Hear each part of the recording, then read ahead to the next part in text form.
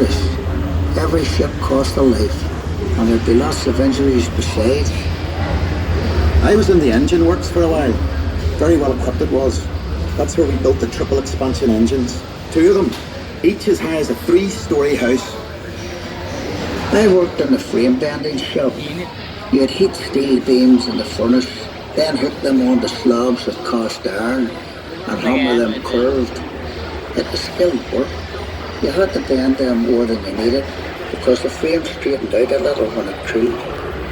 The shell plates that made up the hull weighed up to 4.5 tons. They were taller than my dad. The plates were overlapped on the edges. Some were raised, one after another. We called it clincher.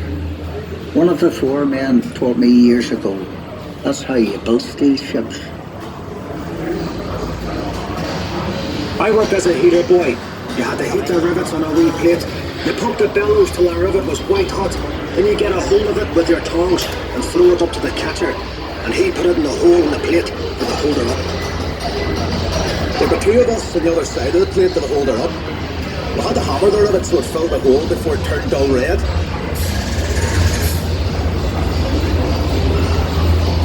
The double bottom. That's a wee space we called the tanks, made up of steel plates. The rest of the rivet squad all had to fit into that gap.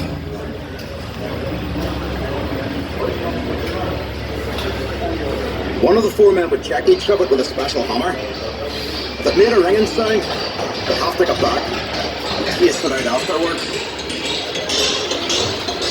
I'd get scared working down in that double bottom. You only had candles for light. And the constant hammering against the shell plates. You could hear it all over Belfast. Some of those boys ended up stone deaf through the day. We were paid 31 bob a week. The heater boy and catcher got 16 bob. But we all worked the same 54 hours. The upper deck was steel too, and part of the strength of the ship. There's no straight lines on a ship, and when you look down the weather deck, you can see the shear of the hull, the stop her flexion at sea. The stern frame had to be strong enough to take the rudder turning in heavy seas.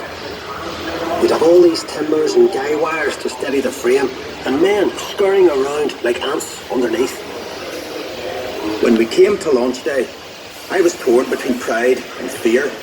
The standing ways were coated in tallow, train oil and soft soap. So the ship would slide when they shifted her weight off the blocks. That was the most dangerous part. And the shipwrights were knocking away the last props. They were under compression, you see, and the sliding ways would be released by the hydraulic trigger. 100,000 people watched the launch. Some paid a bob to sit in the reserved seating. There were extra trams laid on. Then we all went off to the pub to wish her well. Ach, you were proud to be an island man that day. And Titanic was the pride of Belfast.